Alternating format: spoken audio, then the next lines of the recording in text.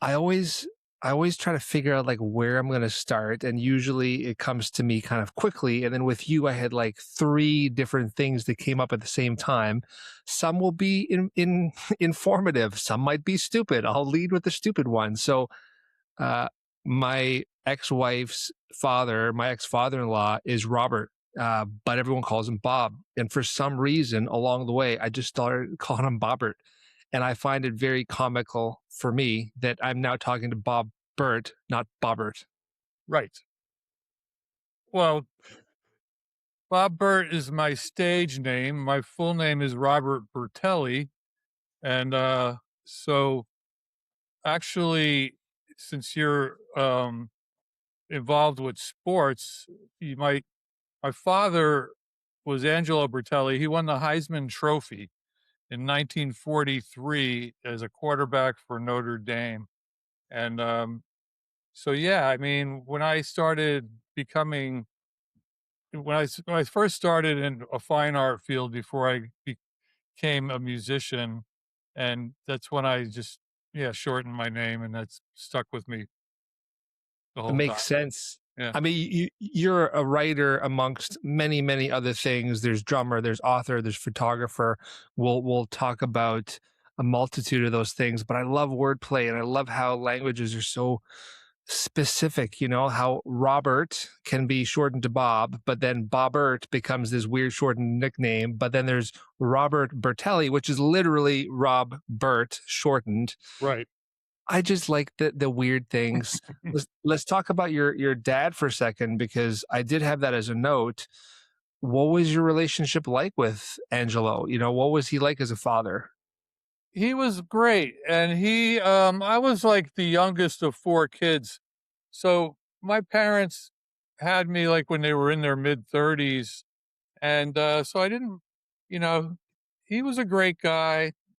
He was, Gemini like me, and also he never, pressured me to be an athlete, and I kind of went in a different direction. I was like more a hippie, attracted to the counterculture, and Mm. so but he was a really good father and a really good guy, and there was never any animosity or anything like that, and it's just like and he was successful in his businesses and stuff, so helped me a lot in my life. And that was kind of where I was going with it. I'm always curious about relationships and mindset and how people like get their mindset or get parts of it. Having a dad that was so prolific, who had a Heisman Trophy, who was obviously operating at a higher level. Like, did he instill some of those values and mindset and hustle in you? Was it natural? Were there lessons learned? No, he was never like that. He was just, he was always, he liked to do things and like always, would start games or whatever, go on trips, and I grew up really close to New York City, and my parents would take me in there, and we went on like family trips down different places. Like we drove down to Florida in a family station wagon, like when I was like a kid in the '60s, and Mhm. that was like really eye opening driving through the South back then. Where seeing like whites only signs everywhere and just seeing all the racism, and that totally opened my mind to a lot of things, and so yeah, it was a very normal childhood and upbringing. It's kind of like, even though we were like that close to New York City, it was still the Mhm. suburbs. It was still the 50s and 60s, kind of like, leave it to Beaverville or whatever. And Yeah. so, you know, and and then I kind of gravitated to the counterculture, and I, after in high school, I was the early 70s, so I started, you know, that's when David Bowie put out Ziggy Stardust and Lou Reed put out Mhm. Transformer, and I kinda got obsessed with the whole, Andy Warhol scene, and that's when I started diving more into fine art, and, but I was always going to tons of music shows, and there was concerts all around me, growing up, and at the age of 14, when I was 14 in 1969, that's when I, first started experimenting with, pot or, Mhm. acid, and it was a good time. Well, so before we start to unpack the music and the art and the magazine and the arc that is your life, like, let me ask one more thing here then. You're a Gemini, you're ruled by Mercury, typical air sign, and your traits are of duality, intellectual curiosity, excellent communication skills, versatile, adaptable, witty, so on and so forth.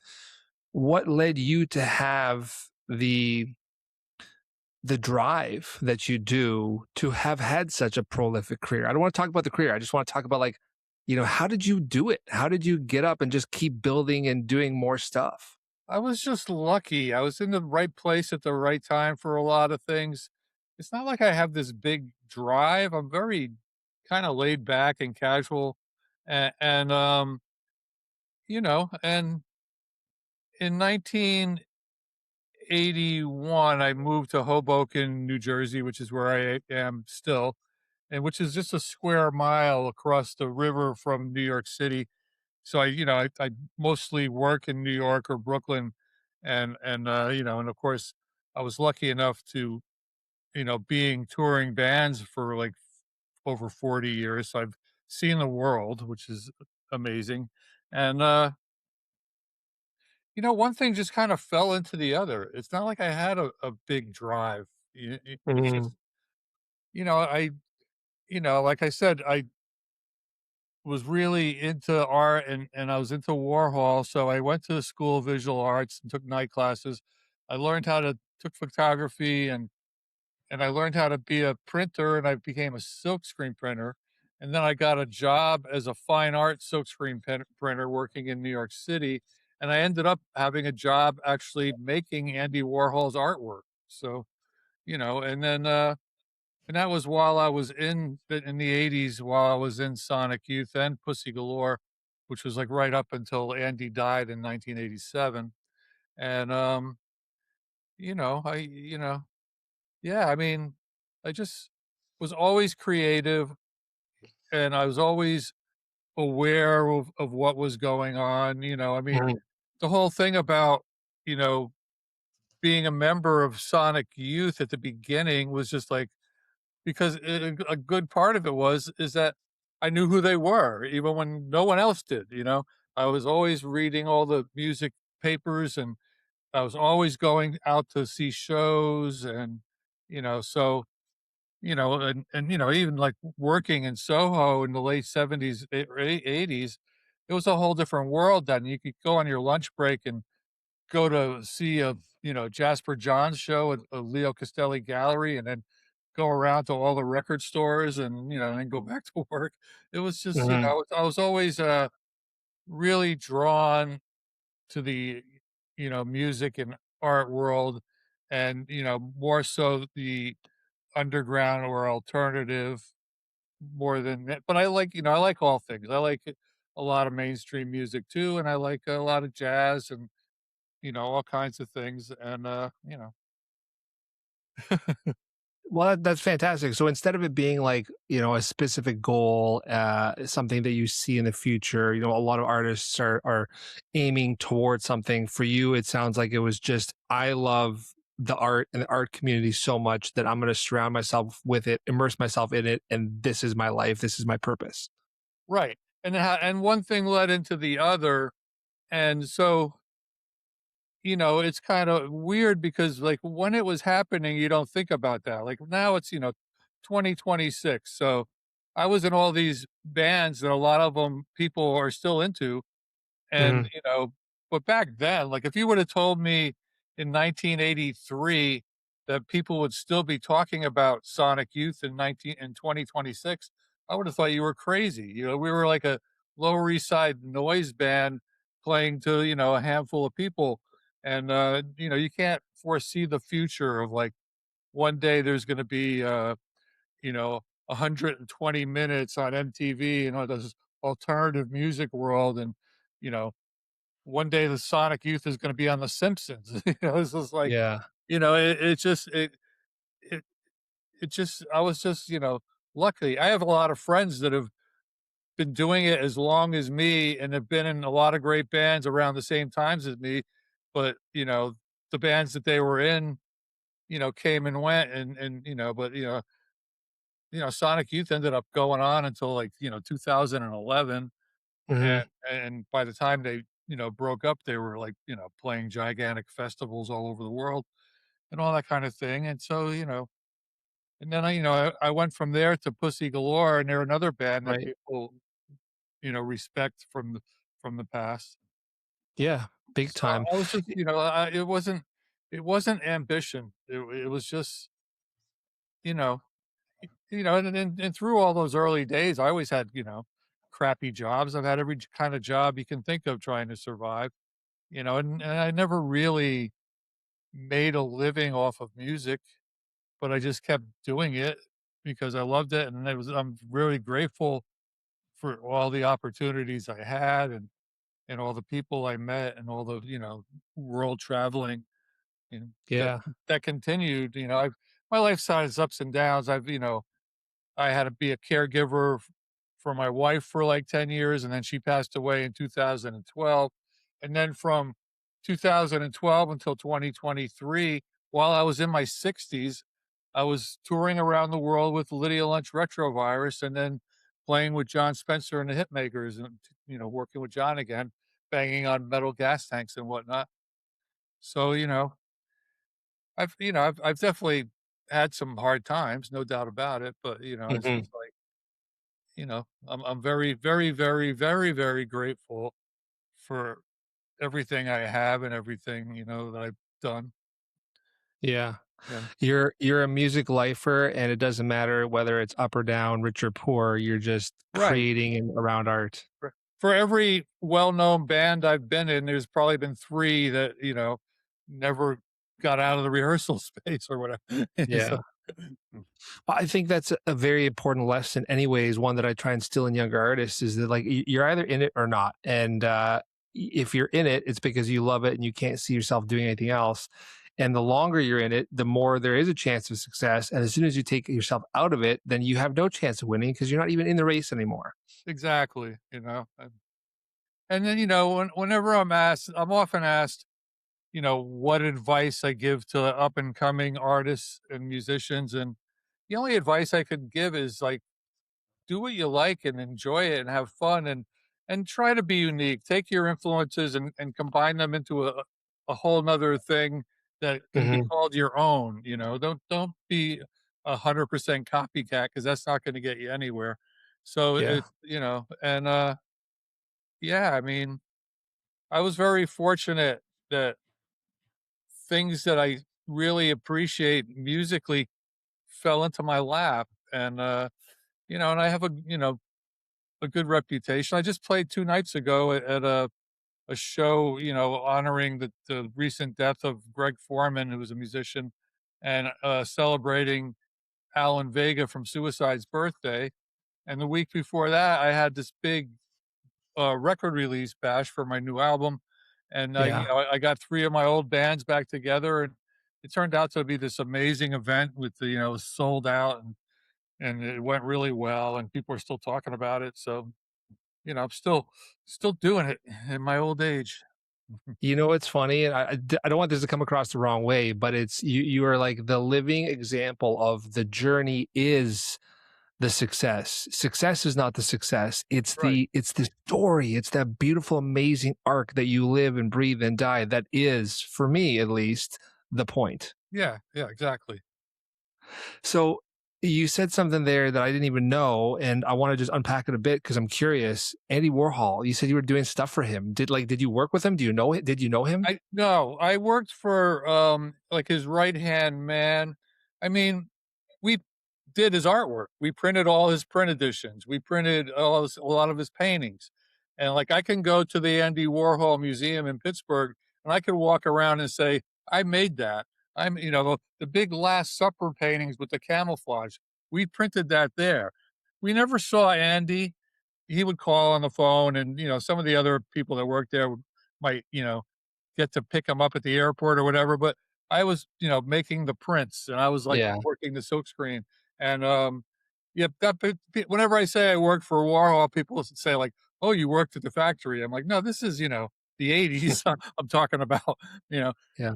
and this was even a time you know when Warhol wasn't even appreciated. Like the '80s wasn't really. He was still cranking out the stuff like crazy, but it wasn't really his time of appreciation. He was more like the '60s, and then after he was shot, it was a whole nother world, and he became Mhm. more part of a bourgeois scene, and but he always had art, whether he made it himself or not, and Yeah. and then he would make a bunch of artist proofs of an edition. He would pick the one he liked, and then we would run the edition, and he'd come in and sign it at the end. But yeah, you know, it was great. It was a great job, especially being such a fan of his work, and here I am actually making it, and it was cool. I met a lot of interesting people there too. Yeah. Yeah, I mean, it's there's two things that are cool there. One is like there's so many stories about the people behind the people, and that you don't think about it, right? Like you think Andy Warhol and art and whatnot, and you don't think that there's people behind the scenes that are doing things like screen printing, and he's just coming up and signing. So it's awesome to get that recognition and to show how vast a team is to rise up like a single person, but sure. also that you working for him is probably the equivalent of people like thinking about, oh my god, I wish I could in the music industry like do something for Sonic Youth, like be the bass tech or whatever it is. It's Yeah, that yeah, close yeah. proximity. It was kind of weird because when I quit Sonic Youth in '85, and then it took them a while before when they didn't get really more popular until they signed with the major label, which was like 1990 or something. Hmm. And they were rehearsing in Hoboken, and Hoboken had this music club, Maxwell's, which was legendary. And I always lived like a block away, so I spent half my life in this place, and every band in the world had played there. And eventually, Sonic Youth, as they were getting bigger, everyone I like, pretty much half of my friends that I had before were now working for them. You know, like I all the like their drum techs and babysitters and whatnot they were all like people that worked at Maxwell's, and and it was kind of weird because at that point as after Pussy Galore fell apart, and then Sonic Youth is getting bigger, and then John Spencer and the Blues Explosion are getting all these bands are getting big, and Hmm. meanwhile I'm watching this happen while I'm playing with bands that no one cares about, and I'm still working at my dad's liquor store or whatever. And that was a little bit rough at the time, but at the same time, I was still good friends, and I used to still go see them and hang out with them all the time. So it was all good. That's awesome. Yeah. So before I had my horrible Bob Bert introduction, I had a secondary question, which I think is perfect now. Um, I went back to revisit some of the catalog and also explore new Sonic Youth catalog just because there's so much music. I don't think people understand how much music there actually is. I get 400 plus pitches a day running this website. Every single one is like, you got to hear my stuff. I can't hear it all. And then there's back catalog. I pressed play on Confusion is Sex, which came out in '83. Right. Literally, the first song comes on, and I'm like, holy fuck, this sounds like Endless Nameless off of one of Nirvana's albums. I can't believe I'm spacing on the album right now. But I said, this sounds just like Endless Nameless. And Sonic Youth was always a big influence of Kurt's. He talked about it. So my question, two-part question, first one to you is like, you guys were doing that stuff in 83. Like, how crazy does that feel that the stuff that you were working on that you loved, that was just coming to you naturally, was then adopted by someone a decade later and turned into a movement? Well, yeah, and it was actually Sonic Youth, not while I was in them, but it was actually Sonic Youth that got Nirvana signed to Geffen. You know, Mhm. Sonic Youth had a lot to do with Nirvana's success, and I don't think, I had a band, I had my own band at the time called Bewitched, and we just started playing, and, uh, and then Sonic Youth Goo, their major label album came out, and they took Bewitched on tour with them, and so we and this other band, STP, which, was an all-girl band that had Julie Kafritz from, Pussy Galore, Sally Barry from the Honeymoon Killers, and a few other women, and they took both bands on tour, and so we toured the East Coast opening for Sonic Youth, and we were supposed to tour the West Coast. I mean, tour the second half of the tour, but we got Mhm. kicked off for Nirvana. so so and so yeah, I mean it's not surprising. Sonic Youth had a big influence on a lot of bands, and Right. and Sonic Youth was also, Thurston especially, was so in tune about what was up and coming. His knowledge of, I remember the very first tours we did of Europe, where this is like way before, the internet. And he'd have a little printed out index card of like, oh, we have to go to this guy's house in this weird town in Germany because he's making these cool cassettes in his basement. And, he's just so on top. So pretty much every band from, Nirvana to Mudhoney to, the Mhm. Laughing Hyenas or whoever, they all, got their big, they bands that for a while, like, had to get the Sonic Youth seal of approval and play some Yeah. shows with them, and that totally would give them more clout. I don't know what's going on outside here. So it's like living in the They're city, cheering for you. They're cheering for you. Yeah. Well, So but the drumming on that album is you, and so I guess no, it's that's not. I thought that was your album. No, I joined the band before Confusion is Sex, and then I wrote all those songs with them, but Okay. then they kinda fired me for a little bit, and Jim Sclavunos, who's, played in every band in the world, has been with Nick Cave and the Bad Seeds for the last Mhm. 25 years. He he played drums on most of the record. I play drums on 2 songs on Confusion, and then the Okay. next album, Bad Moon Rising, is the one that I play on the whole thing.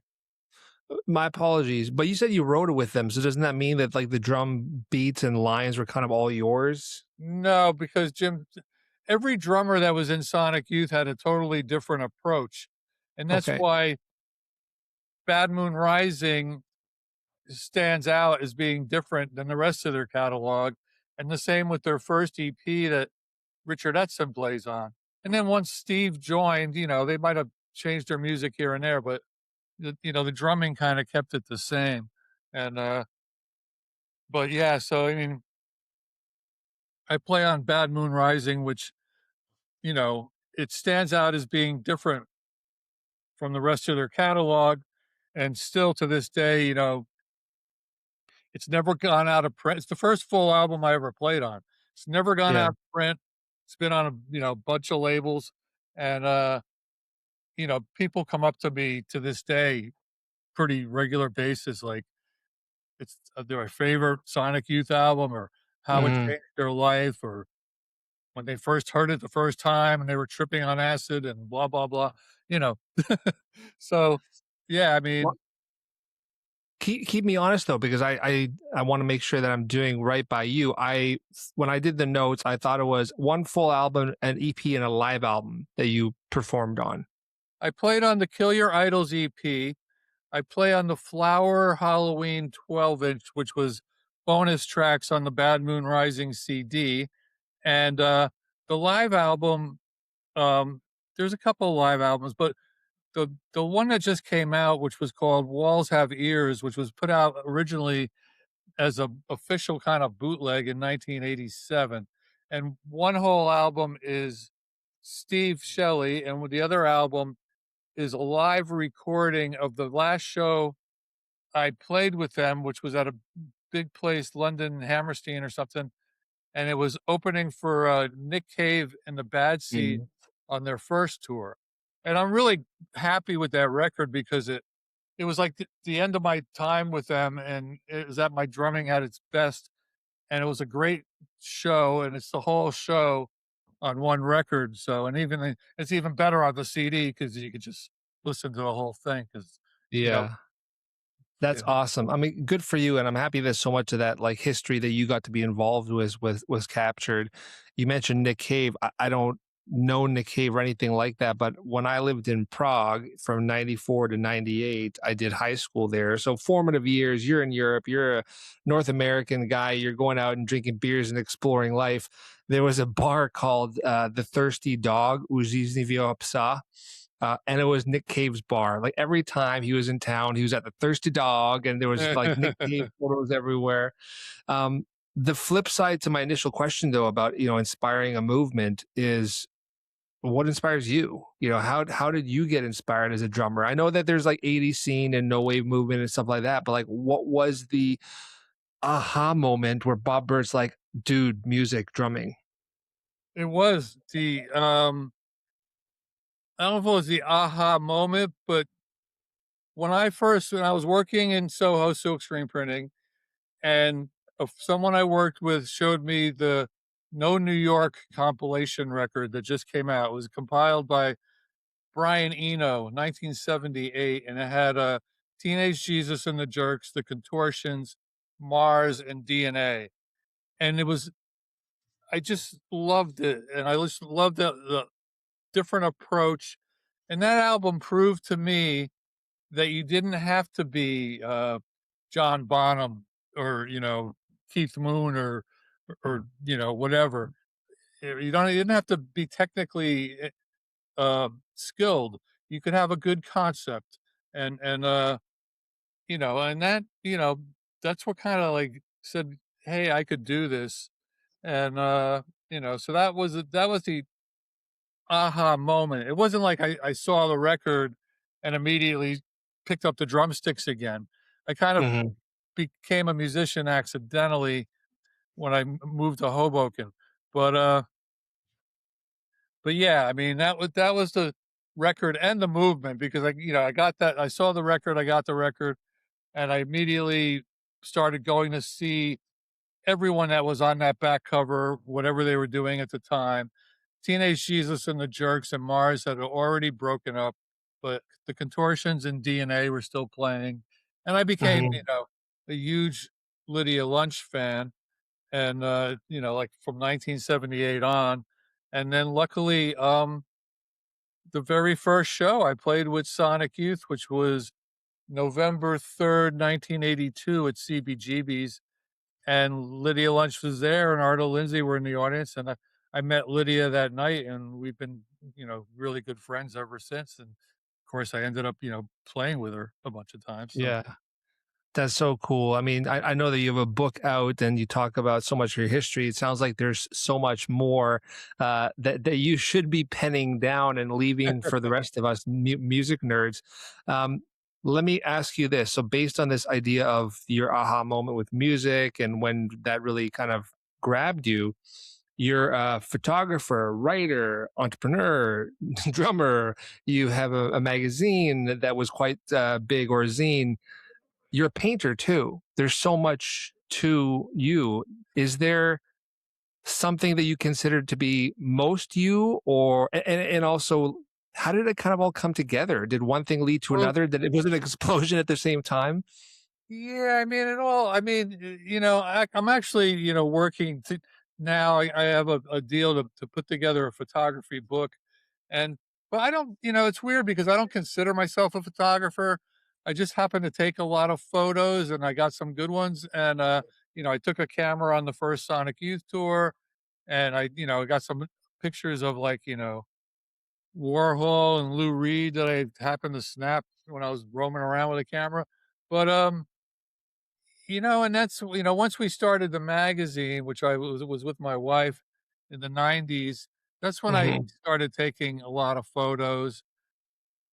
I have painted my most of my life, and that's what I was into, but I'm not very good at that either, even though I have been in some shows, I have sold some stuff, but, it was, the drumming that one thing led to another that I just became the most known at, and it was much more, that was the thing, like, once I started playing in bands, it was just so much more gratifying because it was more social, and people were coming up to you like, "Hey, I saw you play," like, it was much more fun of a life than sitting in your room making a painting.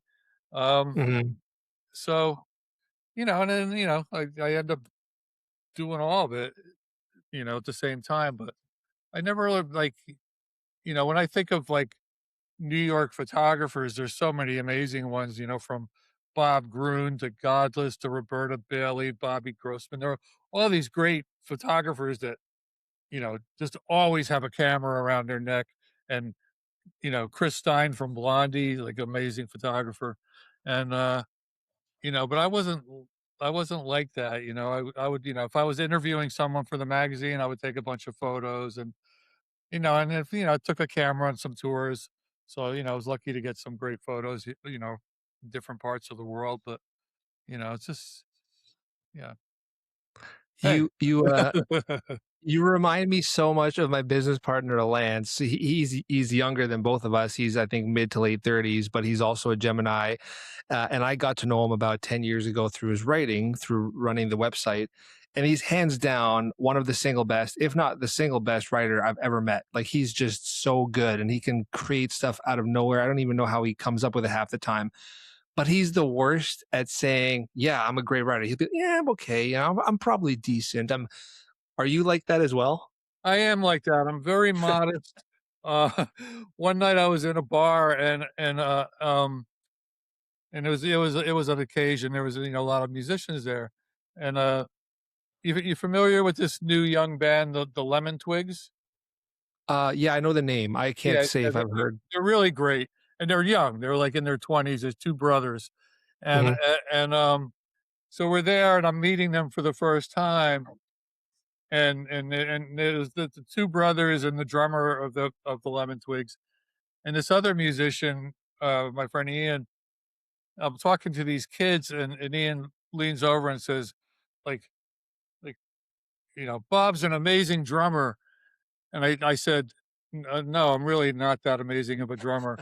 And all of them at the same time said, "That's what an amazing drummer would say." It's like, That's so, funny. What but, how yeah, I'm very modest. I don't think I'm a I do, I listen to stuff I play on, I'm like, "Wow, it's good."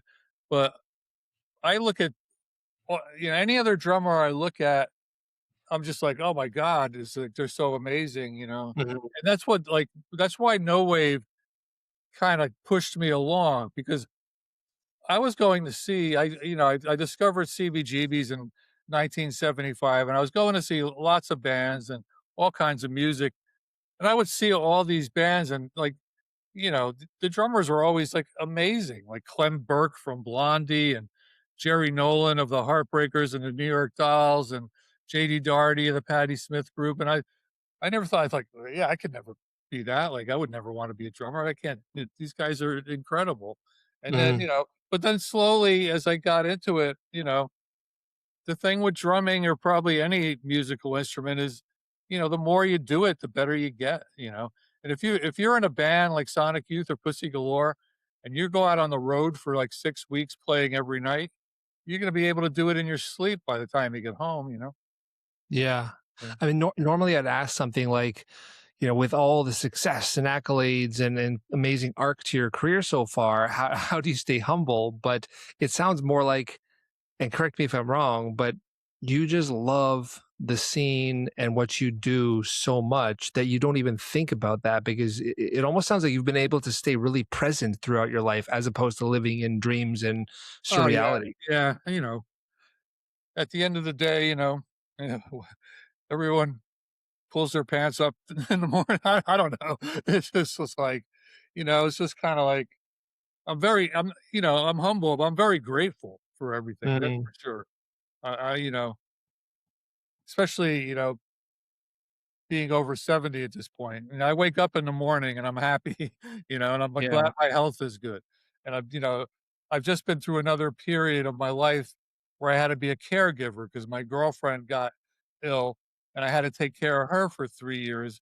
That was, like, right after, the touring with Lydia Lunch and John Spencer kinda ended, which was great because I needed to be home. So I was a Mhm. caregiver and, now my girlfriend who's, only 56 years old is in a nursing home with dementia. And so now I'm on my own again. And, and at the same time, I'm relieved that I don't have to be a caregiver because my solo record came out and now they got me, doing Zoom interviews every day. And I got you know, different shows that I've been playing. I've just been really busy and I'm very Mhm. happy that, people are responding to this crazy record I made Yeah. in a positive way. So, Well, life is, if you yeah, being a caregiver, taking care of other people, putting other people before yourself, it's a really hard thing to do. Not everyone can do that, especially for extended periods of time. How did you I mean, with your wife, it makes sense. With your girlfriend, it makes sense. But like, how do you put yourself aside and your other career ambitions, etc., to focus on other people? Like, what did you it for have you? to, yeah, because I'm not an asshole. And, you know, people refer to me as a saint because a lot of people don't do that. A lot of people Hmm. would just, leave or do whatever. But, I mean, with my wife, it was awful because it was like a long time. I mean, she lived Hmm. way longer than she should have. She was like, you know, in a bed with an oxygen machine hooked up and all these things. There was a couple of years where I couldn't leave the house for more than a half hour, and that was like to go to the pharmacy or to get food or something. And constant trips to the hospital, and you know, you're with somebody. I mean, it's been kind of a weird, unfortunate thing that this has happened to me 2 times in my 2 main relationships in my life, Yeah. it both ended up like this. But, you know, um, luckily I was able to, you know, deal with it, I'm financially stable and I have a nice Hmm. home and everything. So I was able to deal with it. And, and it has been rough at times. Yeah. I can't deny it, and, it's like, here I was traveling all around the place, all of a sudden I can't, and then, soon as, I'm like at the beginning of this year, it was like 3 years, and I'm talking about, having to, you know, dress her, bathe her, everything, and so, it was like at the beginning of the year, I was getting her ready for the shower, and all of a sudden she had a seizure and fell to the floor, and then went to the hospital and has never come home because that's where they figured everything out. But it's just kind of like on one hand, it was bad, but on the other hand, it was like it good that now that she's being taken care of by someone else. I just visited her today. I just got back right before I interviewed you, sorry, talk to you, but so at least now I have the freedom to get back to my life. Yeah. Yeah. Let me ask you something a bit more personal. So I'm blessed to have kids and stepkids, and my life has continued to move forward, similar to yours. You know, bad shit befalls us. All we can really do is keep going, learn from the lessons, hope to do better the next time. I have a fiance now. She's an amazing woman. I'm really lucky that she has stood by me through the last few years coming out of divorce and learning how to be a better person. Her and I had a baby last year, and on Father's Day, after a week, that baby died in my arms, and Oh it my was like, god, I'm so sorry. I That's appreciate terrible. that. That's I terrible. I, br- I bring it up because it was so hard, but it's also like such an incredible lesson for me as a human being to learn about my limitations and my strengths and how to be positive and grateful. Well, why How did did the you baby die? deal? Sorry? Why did the baby die? It was just a really rare virus. She got an infection. They don't know if it was like during the birth or Uh, afterwards or pre, because they had to break the waters, and they said that once the waters are ruptured, there's a chance of infection. It's so 1 in a million that yeah. there's no answer. Nothing changes how brutal it is. But my question to you is like, how did you deal? How did you mourn your wife, and like, how did you get through it? And what were the things you Well, used? the morning my wife, it was a combination of mourning and complete freedom because, like I said, it was such a long period. It was such a slow thing, Mm, and it wasn't cancer. She had very bad scoliosis, and she had major back operations when she was a teenager, and as she got old, she was kind of like deformed, and so as she got older and maybe a little heavier, it was all had to do with breathing, and it was very miserable. So it was a combination of grieving and also freedom because now mm, it was because we had been together for a really long time, and so even before she started getting ill, it's just like just it wasn't you know the greatest thing in the world, because really long relationships can be very difficult, and especially if one of them's a musician, and yeah. but then again, on the other hand, I wouldn't be talking to you if it wasn't for her, because when we were in a bar when we first moved to Hoboken and half a band didn't show up and someone said, "Hey, is there a drummer in the house?" She's the one that said, "Hey, Bob is." So I went up on stage and that I never stopped playing since that night. So, it was her because of her that we moved to Hoboken. And, the beginning years, I mean, our first date was like January 1st, 1980. And, we were together for like 34 years. So it was like, when she passed away, it was a huge, major life shift. And so, and then I almost felt like it was karma that paid off because, you know, it was a kind of a rough summer. She died in February, and then in like November of that year, that's when I got the phone call from Lydia Lunch to put together retrovirus, and then I started, all of a sudden, I was having the time of my life again, like touring around the Mm, world. Touring with her was great. The band was great. She's well respected all over the world, and and of course, not only a close friend, but a huge fan. So I knew her music. So she's calling me to do a retrospective of her musical career. No one better to ask because I had all her records. I was a big fan, and yeah. we got a couple other people together and we just started playing. And then, so and with her, I got to go to all these places that I'd never been before. Like we played in Moscow. I went to, I'd never, all the bands I'd been in, I'd never been to Australia. I went to Australia with her like 3 or 4 times, um, Colombia, South America, and it was just so much fun. Yeah. So I mean, with your wife, just to close that loop, it's so funny. I find people fascinating. Um, it doesn't sound like there was any specific thing you were doing. It wasn't like I started to jog and I was meditating and I walked the dog. It sounds No, like there's nothing like that. I was still, like, taking care of her all the time, and then yeah. and see, the weird thing is, like, 2 times I'm a caregiver. Both my wife and my girlfriend, neither one of them had any family at all. It's a different long story for both of them.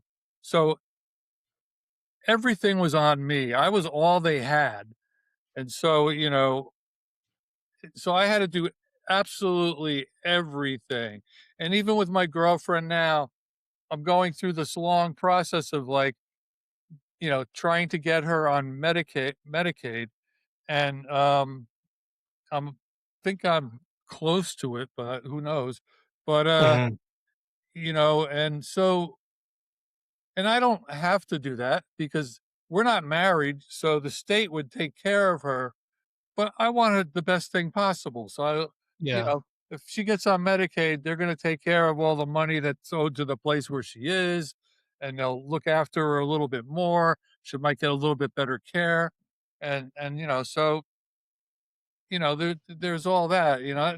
That's the weird thing. It's like not only has this happened to me twice, but both times I was the only one that could deal with it. Yeah. Bob, you've got such a cool like Zen energy about you that it seems like it's very go with the flow. And I know that you weren't like trivializing or belittling, the difficulty of your wife's death. And when you say like it's a relief, I can understand how that would be when you're taking care of someone for such a long time and then they finally have peace, that there's an element of peace for you because they're now at peace. But it seems like you're just so chill and nothing bothers you. Is that like how you're just wired? Yeah, pretty much. Like I don't, I'm very, very easygoing. I have a lot of, uh, not to sound like an asshole, but I have a lot of friends. I don't have any enemies. People love me. Like I just did this event, like I was talking about last week, and you Hmm. know, everyone came out, and the people were like outside trying to get in. It was like oversold, and it's just I just feel the love from everybody in my musical community. It's like I've been part of the downtown New York City music scene for like this is like my fifth decade, and I'm still Yeah. part of the scene. I was part of the whole Sonic Youth Swans scene, and then Pussy Galore and all those bands, Cop Mhm. Cop and that whole downtown scene, and then through the '90s and 2000s, and I still go out and see bands, and especially if it's friends of mine. I just had for this event, I got some of my old bands together. I had Kid Congo Power staying with me for a week. I love that guy. He's a legend. He was in the Cramps and the Bad Seeds Yeah. and the Gun Club, and so yeah, I am very chill, very easygoing. Just maybe it's 50 years of smoking pot. I don't know.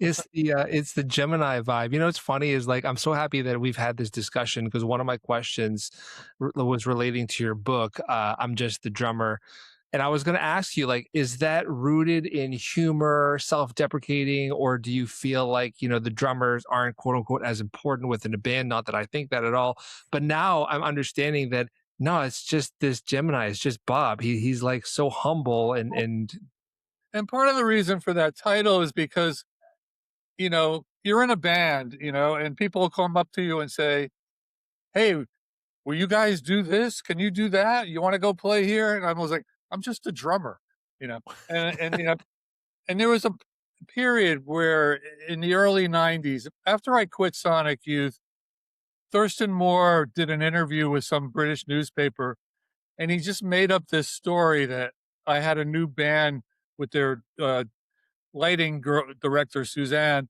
called Bewitched, and that turned into like a side project, which turned into a band. And I said, like, okay, so I'm gonna try for once to like, have my own band so that I could call the shots and I can control the music and and Hmm. I did it, thinking like too like, you know, if there's any royal, everything's go, four-way split. I want to be fair. That's the one For great sure. thing about Sonic Youth is it was democratic and I still get, royalties from their songs, because most bands it's like there's usually one guy that wants credit for everything. And Hmm. so, you know, so Bewitched turned into a band. We made 2 albums. We went on the road and did the whole thing. And it by the end of it, I was just like, this is too much. I want to be I just want to be the drummer. Tell me where to be. I'll be there. You know, I never, never in my life have I ever, you know, missed a show or a rehearsal. It's like I'm very dependable on time and do my job. And, so I pretty much have the respect of everyone I've ever played with. Yeah. So, Yeah. it's kind of, but yeah, that's kind of like, I wasn't like kind of downplaying, like I'm just a drummer. I mean, I'm more like, hey, the band is only as good as the drummer. But, Yeah. so, uh, Well, it speaks to your character. Maybe you should have yeah, called it yeah, I'm just a Gemini. yeah, exactly. Sorry, I had to clear my throat. Um, Couple questions and I'll let you go. I know that you probably have other stuff to do that's more important than talking to me. Uh, Unrelated, I'm just curious because I work with so many photographers and I'm sure you and I could spend a whole hour talking about your zine, which for me is fascinating, but I don't want to bore the audience. Um, I'm actually in a bid on eBay for the first edition right now, or the first, The the first volume. issue? So yeah, first issue. So I'm gonna see if I get it. If I do, I'm gonna bug you to sign it What's for me. it going for?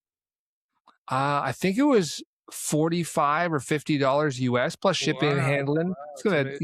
ding me $100.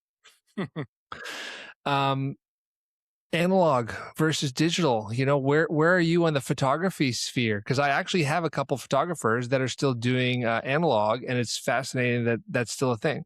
Yeah, well, that's the thing too, like, I'm putting together this photo book and, this guy just did this interview for me. His name is Roddy, and he actually, he directed there's a documentary about, Syd Barrett, and he made the film, and he's a really amazing guy, and he just did this whole he filmed this whole interview with me for the photo book, and I was telling him, like, you know, like a lot of the early photographs that I took, which were with a 35 millimeter camera, back in the 80s and then we, when we moved to Hoboken, we actually had a little dark room in our apartment and we were trying to play around, but so a lot of the pictures I took back then were, you know, pretty crappy, but then you could just scan it and fix it in like a Photoshop these days you know, and they come out perfect. But then at a certain point when I was doing the magazine, I bought this 35 millimeter automatic focus camera that Andy Warhol had recommended. And most of my great photos were with this camera because you just, point it and you get this beautiful 35 millimeter print photo. And a lot of my photos, because he was saying like, "Oh, did you photo people like, like a whole roll?" And like sometimes I did, but some of my best photos were like one shot, and and then of course I haven't, and I prefer that. And most of the photos in the book will probably be from the 35 millimeter films, but nowadays it's just like, yeah, you got your telephone. It's just like, yeah, So that's it. you keep it original. All right. Yeah. So one last question, and then we'll wrap up, and you'll give us like a final word before we sign off. But The main reason we're here, that I even got to spend time with you, is because a publicist hit me up, I don't know, 3 weeks ago, 2 weeks ago, and said, Beach Bongo Bloodbath. And I said, fuck you, man. See what I did there? Ha ha ha. Good one. But you're in your 70s, you're still releasing cool new shit. Is this the grind of the eternal artist? You're just gonna do it until you can't? No, this was, you know, I'm really happy with all this and the album. I'm really happy with the album, and it's getting a great response, and it is unique. There's Hmm. no guitars or bass on it, and but everyone like is coming off like that, and so um, the thing is I from like I said before, for like 11 years I was touring, and then all of a sudden both those bands ended, and it was good timing because that's when I had to take care of my girlfriend, and so I was here, and I'm very lucky to have access in town to a practice space recording studio that I share with my really longtime friend Mark C from the band Live Skull, and so I started doing these. Someone asked me to do a solo show, so I put together this crazy percussion setup, and I did like 4 solo shows, and all the cover songs that are on the album, they were picked not only because I liked the song, but also because I wanted songs that I could play this percussion setup and sing at the same time. And Hmm. so I did that, and then I said, well, I might as well lay these down on tape since I have the access to do it. And so I would just like go in for a couple afternoons because I couldn't stay away from home too long. And then I would lay tracks down. I would take them home and listen to them for 3 weeks or something, go back, lay down some more stuff, figure out what they needed.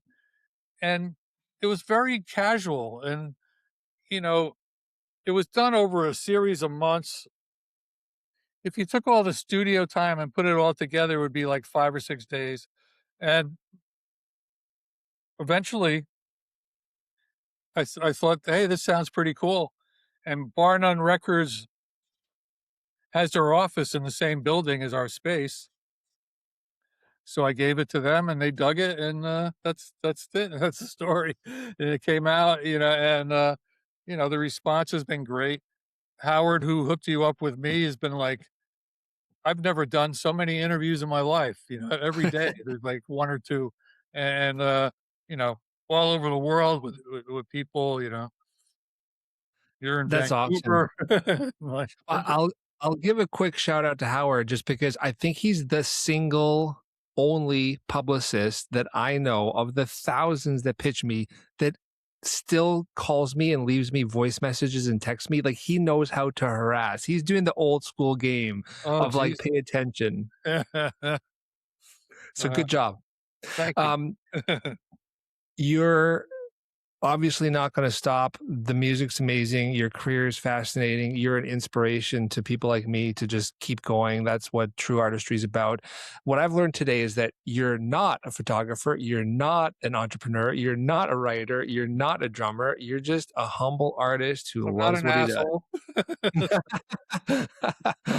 That's tough to discern in 1 hour. We need more time. But you're just a chill dude who loves what you do and gives of yourself to other people as well. Right. Thank you. I Thank appreciate you. that. Well, so Bob, give me a tiny last piece of advice that people can put in their pockets and take away and live a better life. uh, just do what you love, stay healthy, stay away from addictions, and enjoy life. And you know, don't if you're in an unhappy relationship, don't get out of it. I don't know.